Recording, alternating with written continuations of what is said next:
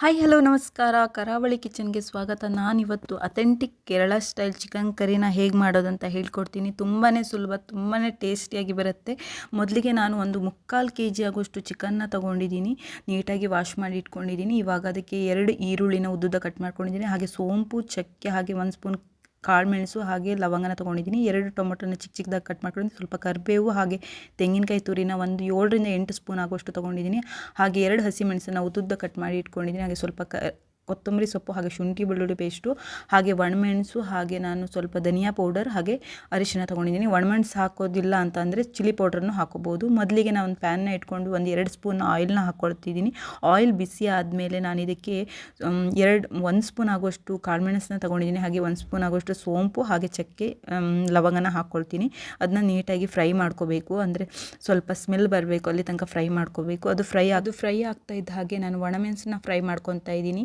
ನೀವು chilli powder ಹಾಕ್ತೀನಿ ಅಂತ ಇದ್ದರೆ ನೀವು ಅದು ತೆಂಗಿನಕಾಯಿ ತುರಿ ಹಾಕಿದ ಮೇಲೆ ಚಿಲ್ಲಿ ಪೌಡ್ರನ್ನ ಹಾಕ್ಕೊಳ್ಳಿ. ಮೊದಲಿಗೆ ಹಾಕೊಳ್ಳೋಕೆ ಹೋಗಬೇಡಿ, ಯಾಕಂದರೆ ಅದು ಮೊದಲಿಗೆ ಸೀದ್ಬಿಡುತ್ತೆ. ಸೊ ಅದಕ್ಕೋಸ್ಕರ ನಾನು ಇವಾಗ ಒಣಮೆಣಸು ಹಾಕೋದ್ರಿಂದ ಮೊದಲಿಗೆ ಹಾಕ್ಕೊಳ್ತಾ ಇದ್ದೀನಿ. ಇವಾಗ ತೆಂಗಿನಕಾಯಿ ತುರಿನ ಹಾಕ್ಕೊಳ್ತಾ ಇದ್ದೀನಿ. ಜಾಸ್ತಿ ಬೇಡ, ನೀವು ಒಂದು ಮೆಜರ್ಮೆಂಟಲ್ಲಿ ನೋಡೋಕೆ ಹೋದರೆ ಒಂದು 5ರಿಂದ 6ರಿಂದ 7 ಸ್ಪೂನ್ ಆಗುವಷ್ಟು ತೆಂಗಿನಕಾಯಿ ತುರಿ ಹಾಕ್ಕೊಂಡ್ರೆ ಸಾಕಾಗುತ್ತೆ. ಹಾಗೆ ನಾನು ಇದಕ್ಕೆ ಸ್ವಲ್ಪ 1 ಸ್ಪೂನ್ ಆಗುವಷ್ಟು ಧನಿಯಾ ಪೌಡ್ರ್, ಹಾಗೆ 1/4 ಟೀ ಸ್ಪೂನ್ ಆಗುವಷ್ಟು ಅರಿಶಿನ ಪೌಡ್ರನ್ನ ಹಾಕಿ ನೀಟಾಗಿ ಫ್ರೈ ಮಾಡ್ಕೊಳ್ತೀನಿ. ಜಾಸ್ತಿ ದೊಡ್ಡ ಉರಿಯಲ್ಲಿ ಇಟ್ಕೊಂಡು ಫ್ರೈ ಮಾಡ್ಕೋಬೇಡಿ, ಅಡಿ ಹತ್ತಿಬಿಡುತ್ತೆ. ಸೊ ಅದಕ್ಕೋಸ್ಕರ ಇವಾಗ ನೀಟಾಗಿ ಫ್ರೈ ಆಗಿದೆ ನೋಡಿ. ಈ ಟೈಮಲ್ಲಿ ಗ್ಯಾಸ್ನ ಫ್ಲೇಮ್ನ ಆಫ್ ಮಾಡಿ ಇದು ತಣ್ಣಗಾಗಕ್ಕೆ ಬಿಡಬೇಕು.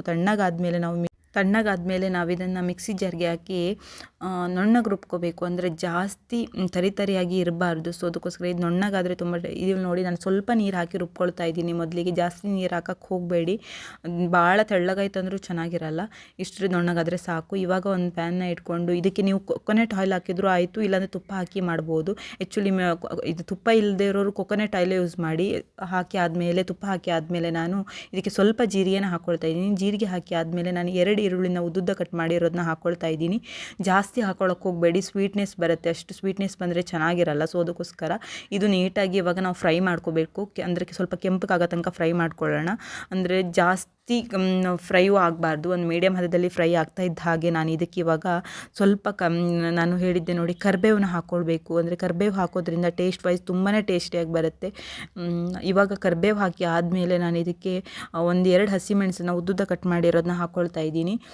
ನೀವು ಜಾಸ್ತಿ ಸ್ವಲ್ಪ ಹಸಿಮೆಣಸು ಮಕ್ಕಳು ಖಾರ ಇದು ಮಾಡ್ತಾರೆ ಅಂದರೆ ಚಿಲ್ಲಿ ಪೌಡ್ರನ್ನೇ ಜಾಸ್ತಿ ಹಾಕ್ಬೋದು. ಬಟ್ ಹಸಿಮೆಣಸು ಹಾಕೋದ್ರಿಂದ ಟೇಸ್ಟ್ ವೈಸ್ ತುಂಬ ಚೆನ್ನಾಗಿ ಬರುತ್ತೆ. ಅದಕ್ಕೋಸ್ಕರ ಇವಾಗ 1 ಸ್ಪೂನ್ ಆಗುವಷ್ಟು ಶುಂಠಿ ಬೆಳ್ಳುಳ್ಳಿ ಪೇಸ್ಟನ್ನ ಹಾಕ್ಕೊಳ್ತಾ ಇದ್ದೀನಿ. ಶುಂಠಿ ಬೆಳ್ಳುಳ್ಳಿ ಪೇಸ್ಟು 1 ಸ್ಪೂನ್ ಸಾಕು, ಜಾಸ್ತಿ ಹಾಕೋಕ್ಕೆ ಹೋಗಬೇಡಿ. ಅದು ಆ ಶುಂಠಿ ಬೆಳ್ಳುಳ್ಳಿ ಪೇಸ್ಟ್ ಹಸಿ ವಾಸನೆ ಹೋಗೋ ತನಕ ಫ್ರೈ ಮಾಡ್ಕೋಬೇಕು. ಹಾಗೆ ನಾನು ಒಂದು 2 ಟೊಮೆಟೊನ ಚಿಕ್ಕದಾಗಿ ಕಟ್ ಮಾಡ್ಕೊಂಡಿದ್ದೀನಿ.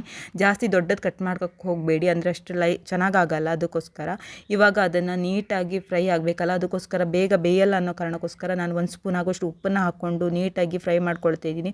ಒಂದು 5 ನಿಮಿಷ ಇದನ್ನು ಏನು ಮಾಡಬೇಕಂದ್ರೆ ಮುಚ್ಚಿ ಬೇಯಿಸಬೇಕು. ಅಂದರೆ ಆವಾಗ ಅದು ಸ್ವಲ್ಪ ಮೆತ್ತಗಾಗಬೇಕು, ಅಲ್ಲಿ ತನಕ ಇದು ಮಾಡ್ಕೋಬೇಕು. ಇವಾಗ 5 ನಿಮಿಷ ಮುಚ್ಚಿ ಆದಮೇಲೆ ನಾನು ಇದನ್ನ ಇವಾಗ ನೋಡ್ತಾ ಇದ್ದೀನಿ ನೋಡಿ, ಎಷ್ಟು ಚೆನ್ನಾಗಿ ಬೆಂದಿದೆ ಟೊಮೊಟೊ.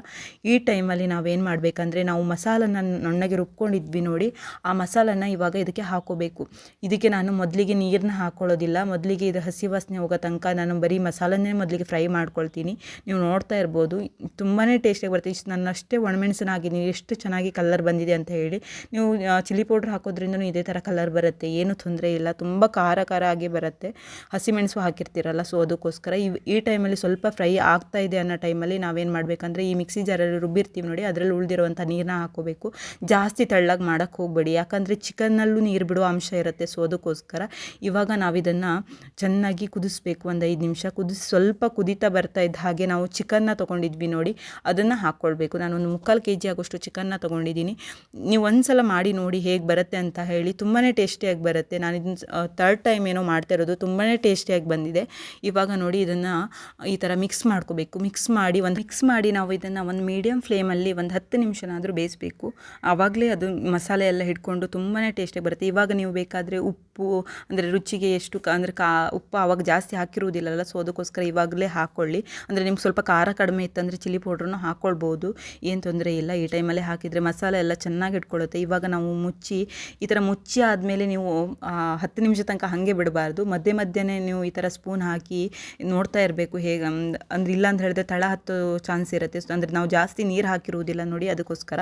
ಇವಾಗ ನೋಡಿ ನಾನು 10 ನಿಮಿಷ ಆದಮೇಲೆ ಮೇಲ್ಗಡೆಯಿಂದ ಕೊತ್ತಂಬರಿ ಸೊಪ್ಪು ಹಾಕಿ ಇದನ್ನು ನೀಟಾಗಿ ಮಿಕ್ಸ್ ಮಾಡಿದರೆ ಸಖತ್ ಟೇಸ್ಟಿಯಾಗಿರುವ Kerala style chicken curry ready ಆಗುತ್ತೆ. ಹಾಗೆ ಈ ವಿಡಿಯೋ ಇಷ್ಟ ಆಗಿದ್ದರೆ ನೀವು ಪ್ಲೀಸ್ ಲೈಕ್ ಮಾಡಿ, ಹಾಗೆ ನಿಮ್ಮ ಫ್ಯಾಮಿಲಿ ಫ್ರೆಂಡ್ಸ್ ಜೊತೆ ಶೇರ್ ಮಾಡಿ. Thanks for watching.